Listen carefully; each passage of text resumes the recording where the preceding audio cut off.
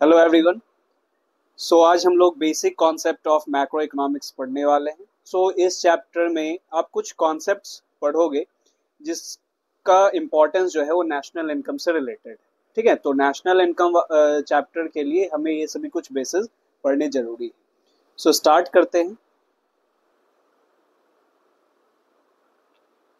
सबसे पहला जो हमारा कॉन्सेप्ट है that is the concept of domestic territory, जिसे इकोनॉमिक टेरिटरी भी कहा जाता है। नॉर्मल लैंग्वेज में, नॉर्मल वर्ड में इसे कहा जाता है it is a political frontiers of a country. Frontiers का मतलब होता है बाउंड्री। ठीक है, political boundaries of a country, जहां तक हमारे गवर्नमेंट का अधिकार है, जहां फ्रीली ऑपरेट हो सकता है, उसे हम लोग डोमेस्टिक टेरिटरी कहते हैं।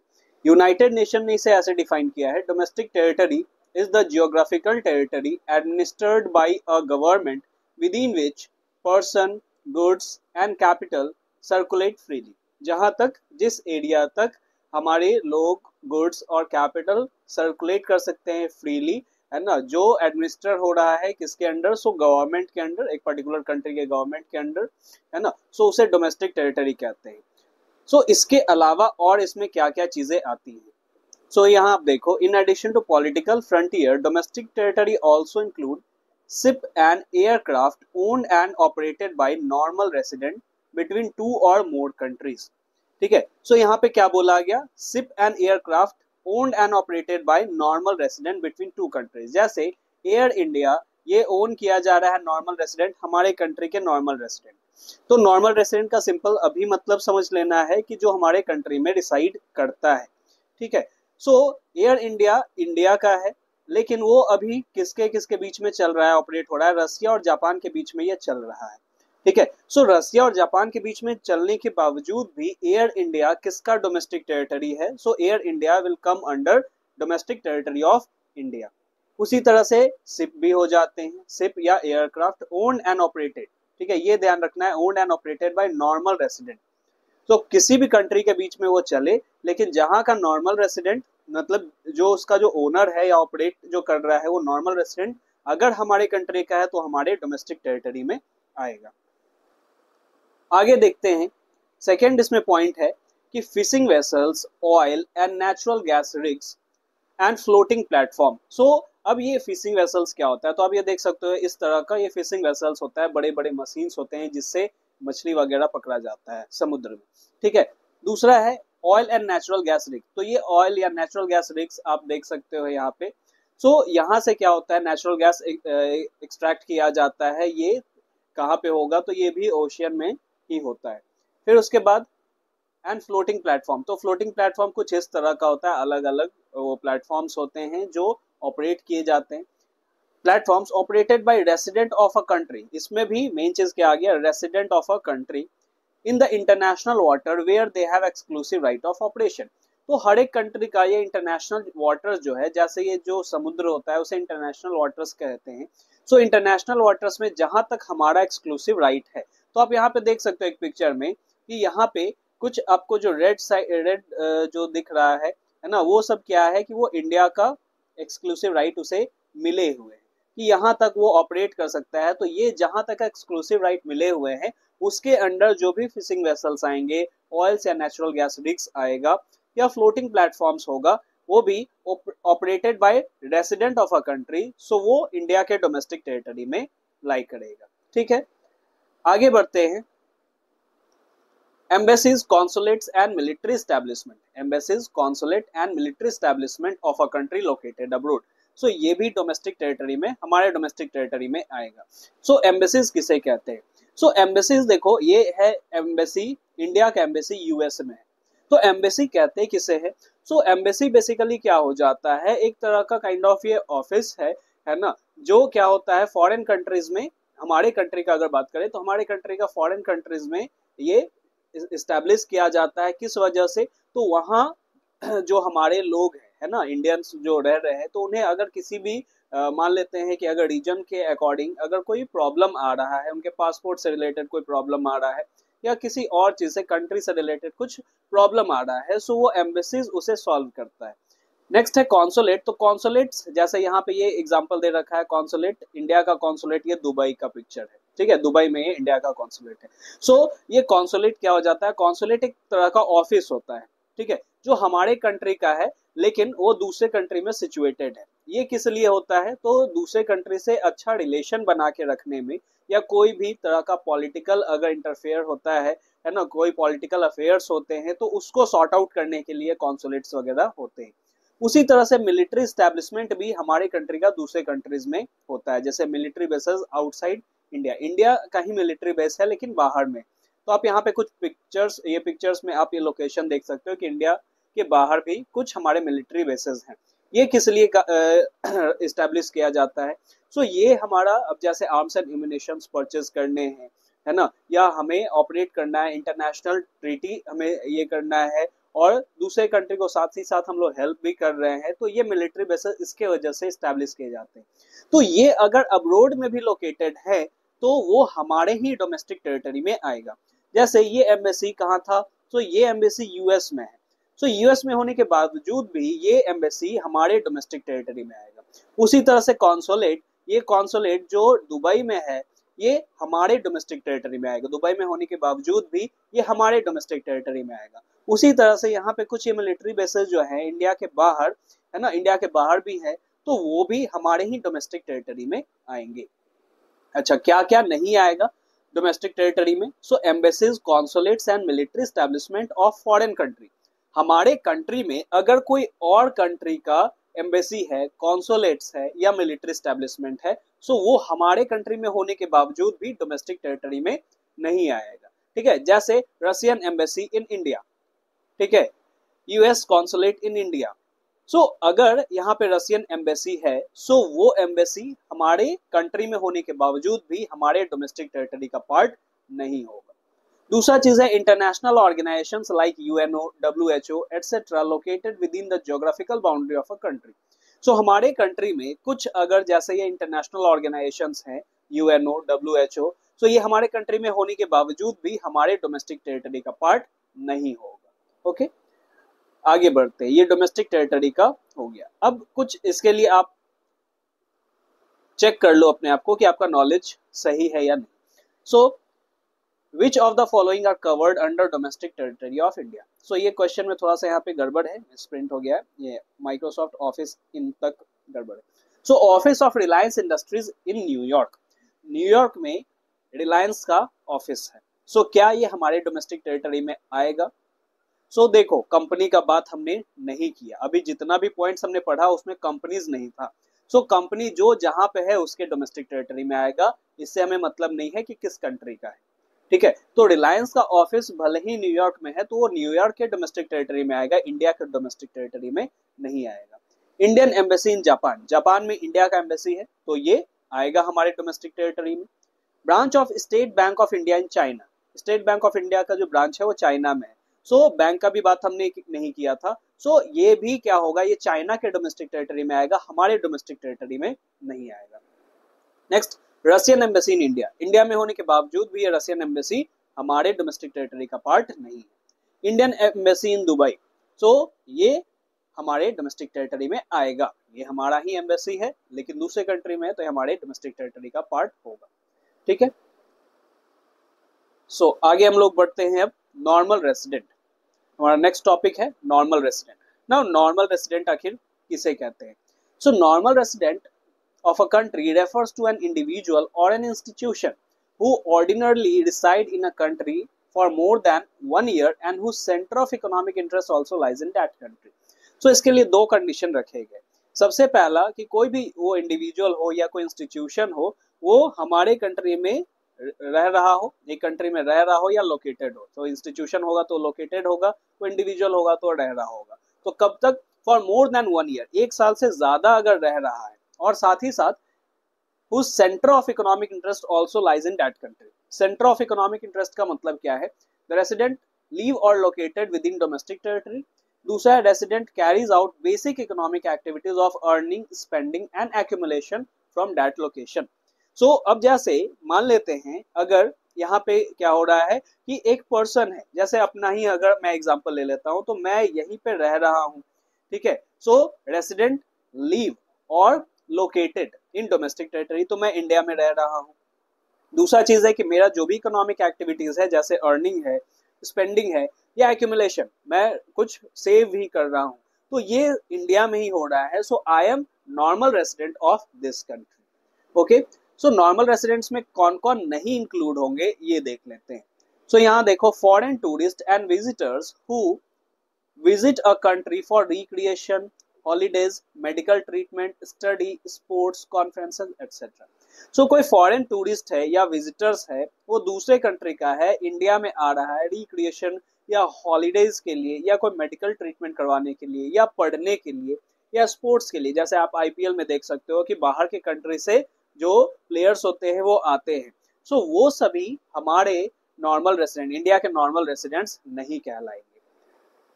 नेक्स्ट है foreign staff of embassy, official, diplomats and members of arm forces in foreign country located in a given country.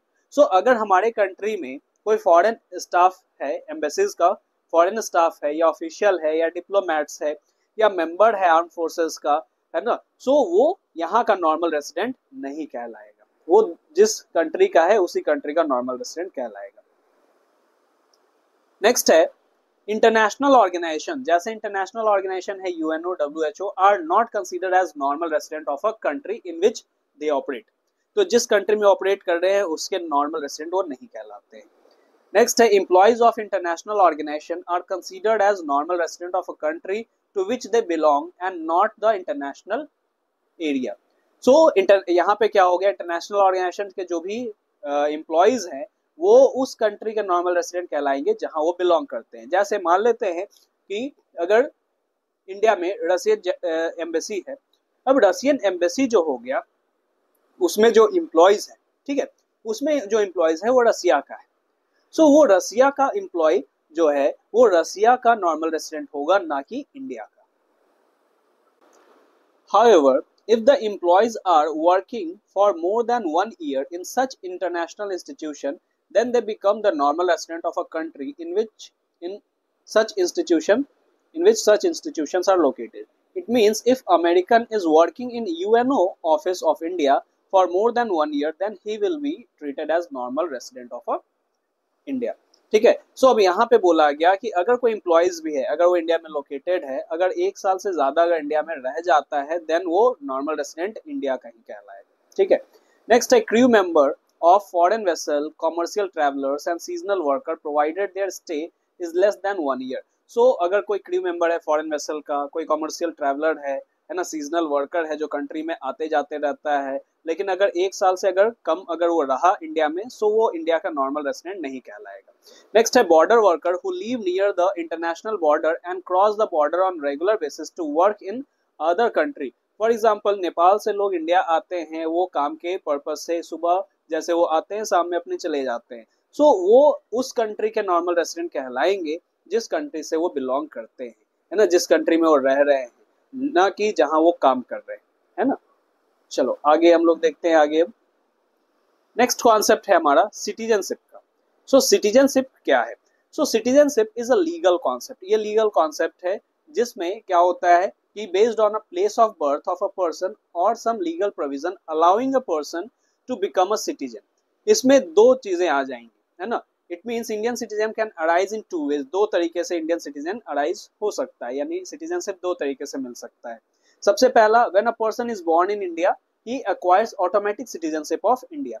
So अगर कोई पर्सन का जन्म जो हो रहा है इंडिया में हो रहा है, सो उसे ऑटोमेटिक सिटीजनशिप इंडिया का मिल जाएगा। दूसरा है कि a person born outside India applies for citizenship and Indian law allows him to become Indian citizen. दूसरे तरीके से कैसे सिटीजनशिप अक्वायर किया जा सकता है कि अप्लाई किया जाता है ना, कोर्ट में अप्लाई किया जाता है और इंडियन लॉ अगर उसे अलाउ कर देगा देन ही और सी विल बिकम इंडियन सिटीजन।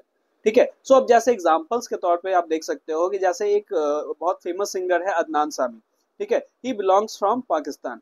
सो अब उसने क्या किया है, इंडियन सिटीजनशिप के लिए अप्लाई कर दिया है और इंडियन लॉ उसे अलाउ कर चुकी है। So now he is Indian citizen, है ना।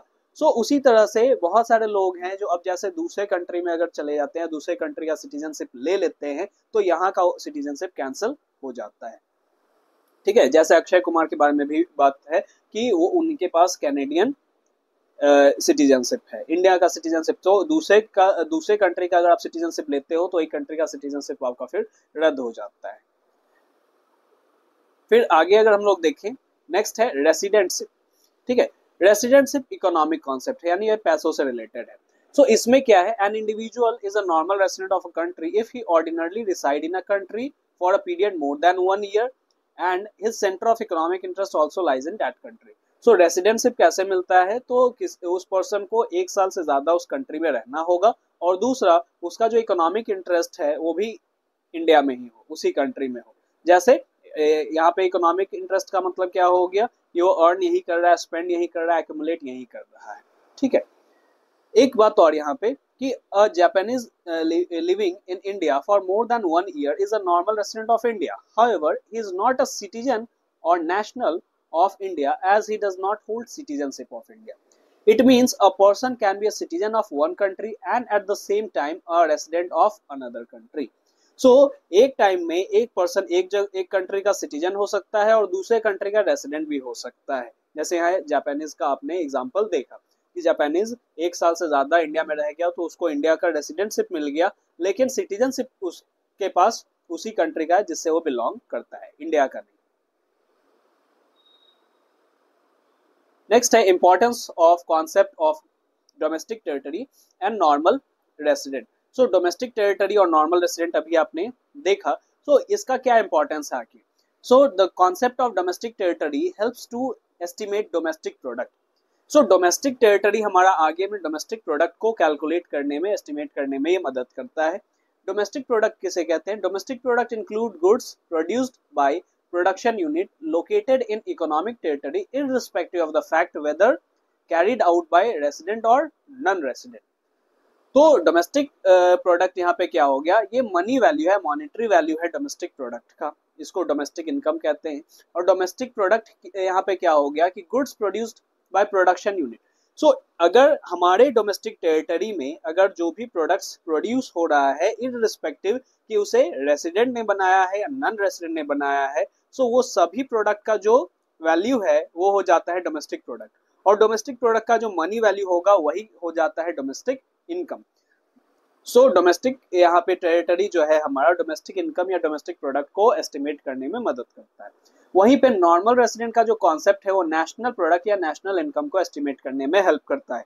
सो यहाँ पे क्या हो गया कि national product includes goods produced by normal resident irrespective of the fact whether performed within economic territory or outside it. ठीक है, सो अब यहाँ पे नॉर्मल रेसिडेंट ज्यादा मैटर करता है। नेशनल प्रोडक्ट निकालने के लिए नॉर्मल रेसिडेंट जो है उसके द्वारा प्रोड्यूस किया जा रहा है, चाहे वो हमारे डोमेस्टिक टेरिटरी में हो चाहे बाहर हो, है ना, चाहे इंडिया के डोमेस्टिक टेरिटरी में हो चाहे इंडिया के डोमेस्टिक टेरिटरी से बाहर हो, बट उसमें नॉर्मल रेसिडेंट के द्वारा वो प्रोड्यूस किया जाना चाहिए, सो उसे नेशनल प्रोडक्ट कहेंगे।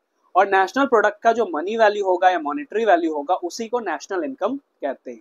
ठीक है, खैर ये डोमेस्टिक इनकम और नेशनल इनकम का कॉन्सेप्ट आगे के टॉपिक्स में भी आने वाला है, सो उसमें हम लोग डिटेल में देखेंगे और भी कुछ कुछ टर्म्स एड ऑन होगा, सो आपको अच्छे से उसमें समझ में आएगा। फिर चलो नेक्स्ट टॉपिक जो है हमारा, सो नेक्स्ट टॉपिक है factor income. So factor income किसे कहते हैं, factor income refers to income received by factors of production for rendering factor services in production process. So यहाँ पे क्या हो गया कि फैक्टर्स ऑफ प्रोडक्शन कौन कौन होते हैं, land, labour, capital, enterprises.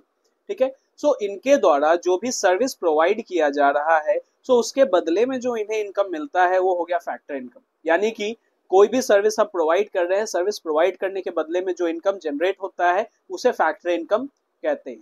Factor income of normal resident of a country is included in national income. So ये नेशनल इनकम में इंक्लूड होगा। सो इसका एग्जांपल है जैसे rent, wages, interest, profit. Rent land के बदले में मिलेगा, लेबर के बदले में वेजेस, और कैपिटल के बदले में इंटरेस्ट, और एंटरप्राइज या एंटरप्रेन्योरशिप के बदले में प्रॉफिट। नेक्स्ट है transfer income. Now transfer income किसे कहेंगे, सो ट्रांसफर इनकम क्या हो गया, transfer income refers to income received without rendering any productive services in return. इसका मतलब हो गया कि अगर कोई भी ऐसा इनकम है जिसके बदले में हम कोई भी काम नहीं कर रहे हैं, कोई भी प्रोडक्टिव सर्विस नहीं दे रहे हैं, जैसे इसका बहुत बेस्ट एग्जांपल है पॉकेट मनी आपका, ठीक है। सो पॉकेट मनी के लिए कोई मेहनत करना नहीं पड़ रहा है, कोई सर्विस आप प्रोवाइड नहीं कर रहे हो, वो विदाउट एनी सर्विस आपको रिटर्न में इनकम जनरेट हो जा रहा है, उसे ट्रांसफर इनकम कहेंगे। और एग्जांपल इसका है जैसे ओल्ड एज पेंशन हो गया, स्कॉलरशिप हो गया, अनएम्प्लॉयमेंट अलाउंस हो गया, पॉकेट मनी हो गया, ये सभी है, ठीक है। It is not included in national income at as it does not reflect any production of goods and services. So national income में ये इंक्लूड नहीं होगा क्योंकि कोई भी तरह का प्रोडक्शन नहीं हो रहा है गुड्स और सर्विसेज का। It can be received either with in the domestic territory of a country और फ्रॉम अब्रोड, ठीक है। सो दोनों जगह ये हो सकता है। आगे बढ़ते हम लोग अपने नेक्स्ट टॉपिक पे। सो नेक्स्ट टॉपिक है हमारा classification of goods. So goods यहाँ पे दो तरह के हो जाते हैं, एक इंटरमीडिएट गुड्स हो जाता है और एक फाइनल गुड्स हो जाता है। वहीं फाइनल गुड्स दो तरह के हो जाते हैं, consumer goods and capital goods. इसको डिटेल में समझते हैं। सो पहला जो है हमारा that is intermediate goods. So intermediate goods किसे कहेंगे? Intermediate goods these goods and services which are purchased by one production unit for production unit during the year for। अब यहाँ पे क्या हो गया, इंटरमीडिएट गुड्स ऐसे गुड्स होते हैं जो या तो यहाँ दोनों में से कोई एक तरीके से यूज होगा।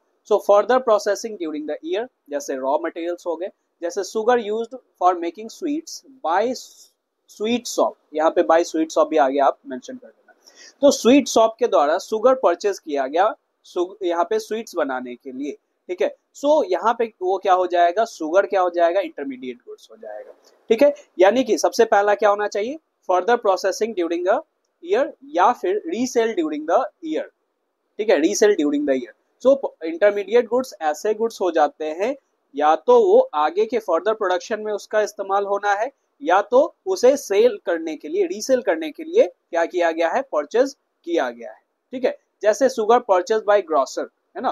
सो अगर कोई दुकान वाला अगर शुगर परचेज करता है सेल करने के लिए, तो शुगर उसके लिए क्या हो गया, चीनी उसके लिए इंटरमीडिएट गुड्स हो गया। So intermediate goods remain within the production boundary. अभी प्रोडक्शन बाउंड्री क्या होता है आगे हम लोग अभी देखेंगे, ठीक है। सो ये समझ में आ गया। इसका और एग्जांपल्स आप देख सकते हो, जैसे plastic plastic purchase by a firm to make toys, है ना। सो प्लास्टिक परचेज किया गया है टॉय बनाने के लिए एक फर्म के द्वारा, सो प्लास्टिक उसके लिए इंटरमीडिएट गुड्स हो गया, ठीक है। Now final goods, final goods किसे कहेंगे? सो फाइनल गुड्स किसे कहेंगे? फाइनल गुड्स का मतलब ऐसे गुड्स जो कि क्या हो रहा है, either purchased or there is own account production for the purchase of consumption and investment. या तो क्या हो रहा है कि फाइनल गुड्स का मतलब या तो वो परचेज किया जा रहा है सेल्फ कंजम्पशन के लिए, अपने सेटिस्फैक्शन के लिए, दूसरा है या तो वो इन्वेस्टमेंट के पर्पज से परचेज किया जा रहा है।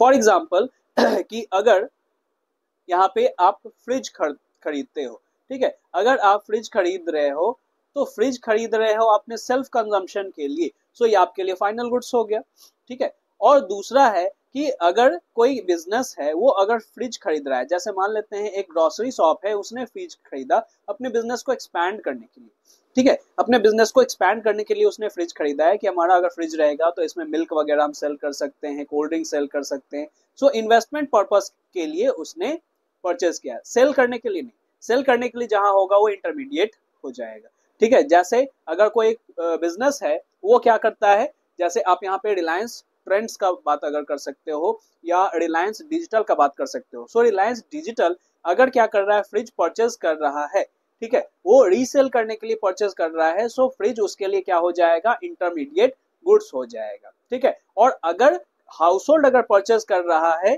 फ्रिज अपने सेल्फ कंजम्पशन के लिए, तो वो फिर क्या हो जाएगा, वो फाइनल गुड्स उसके लिए हो जाएगा। सो आई होप ये समझ गए होंगे कि these goods are acquired for consumption. So consumption के लिए जो एक्वायर किया जाता है, परचेज किया जाता है, उसे कंज्यूमर गुड्स कहते हैं, और जो इन्वेस्टमेंट के लिए परचेज किया जाता है उसे कैपिटल उसे कैपिटल गुड्स कहेंगे। सो आगे देखते हैं। सो ये हमारा फाइनल गुड्स का टाइप है, कंज्यूमर गुड्स और दूसरा capital goods. So consumer goods किस लिए परचेज किया जा रहा है, they satisfy the wants of consumer directly. So finally अगर कंजम्पशन के लिए अपने सेटिस्फैक्शन मतलब अपने वांट्स के सेटिस्फैक्शन के लिए अगर परचेज किया जा रहा है तो वो कंज्यूमर गुड्स हुआ, जैसे ब्रेड हो गया, स्कूटर, टीवी, है ना, बाइक, ये सभी चीजें कंज्यूमर गुड्स में आ गई जो कंज्यूमर के द्वारा यूज किया जा रहा है। अब ये 4 तरह का होता है। एक durable goods. So durable goods का मतलब these are those goods which can be used for consumption over a long period of time. So ऐसा गुड्स जो लंबे समय तक हमारा चलेगा, साथ देता है, वो ड्यूरेबल गुड्स हो गए, जैसे रेफ्रिजरेटर्स, टेलीविजन, कार्स, बाइक, ये सभी। सेमी ड्यूरेबल क्या हो गया? So these are goods which can be used for a limited period of time as compare to durable goods. So durable goods के कंपेरिजन में एक लिमिटेड टाइम तक ही चलता है, जैसे फर्नीचर हो गया, क्रॉकरीज हो गया, शूज, क्लोथ्स, है ना, ये सभी चीजें आ गई। फिर non durable goods. Non durable goods का मतलब क्या हो गया? These are used up in a single act of consumption. ऐसे गुड्स जो एक ही बार में कंज्यूम करे और खत्म हो जाए, जैसे मिल्क हो गया, घी हो गया, ब्रेड हो गया, वेजिटेबल हो गया, फ्रूट्स हो गए, ये सभी नॉन ड्यूरेबल गुड्स में आ गए। Next services. सर्विसेज के बारे में आप जानते हो, इंटेंजिबल होता है। These are invisible which are purchased by consumer or direct or for direct satisfaction of their wants. Example, services of teachers, bank, doctors, etc. Next है capital goods. So capital goods किसे कहें? So capital goods, these are those final goods which help in production of goods and services. ठीक है.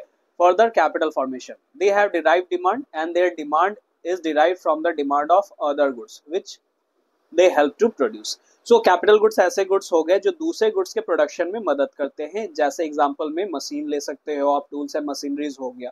ठीक है। सो इसका demand जो होता है वो डिराइव्ड डिमांड होता है, यानी कि अगर मान लेते हैं कि किस चीज का जो डिमांड है, तो मान लेते हैं किसी टॉय का, या आप समझ लो कि कोल्ड ड्रिंक का डिमांड अगर बढ़ रहा है, कोल्ड ड्रिंक के एक सर्टेन बॉटल का डिमांड बढ़ रहा है, ठीक है, उस तरह का बॉटल बहुत पसंद किया जा रहा है, सो बॉटल बनाने वाली जो मशीन है उसका डिमांड बढ़ जाएगा।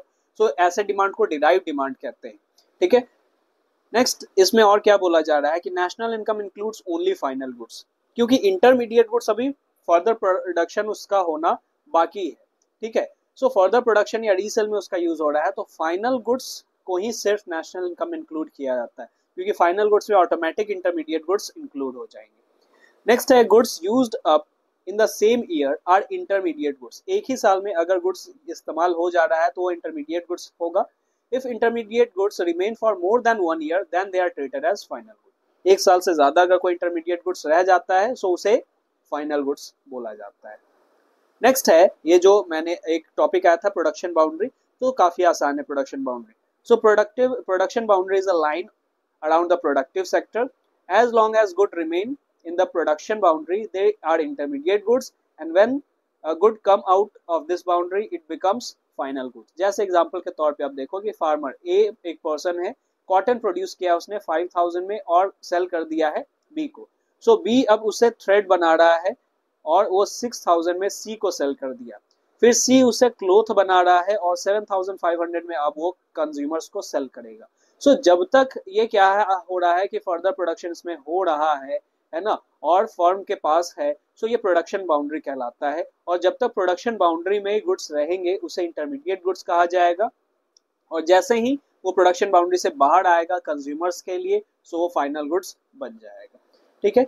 सो इस चैप्टर में और भी कुछ कुछ टॉपिक्स हैं जो आपके कैलकुलेशन, नेशनल इनकम के कैलकुलेशन से जुड़े हुए हैं। सो उसको हम लोग नेक्स्ट पार्ट में कवर करेंगे इसके, जैसे वो काफी इंपॉर्टेंट है वो भी, जैसे ग्रॉस इन्वेस्टमेंट हो गया, डेप्रिसिएशन हो गया, नेट इन्वेस्टमेंट हो गया, नेट इनडायरेक्ट टैक्स हो गया, है ना, net factor income from abroad हो गया। सो ये सभी कुछ छोटे छोटे टॉपिक्स रह गए हैं जो हम लोग नेक्स्ट पार्ट में कवर करेंगे। Okay, thanks for watching, thank you everyone. अगर कोई प्रॉब्लम हो तो आप मेरे इंस्टाग्राम चैनल पे भी जा सकते हो और वहां पे आप डीएम कर सकते हो, या फिर आप कमेंट बॉक्स में आप डीएम यहाँ पे मैसेज कर दो।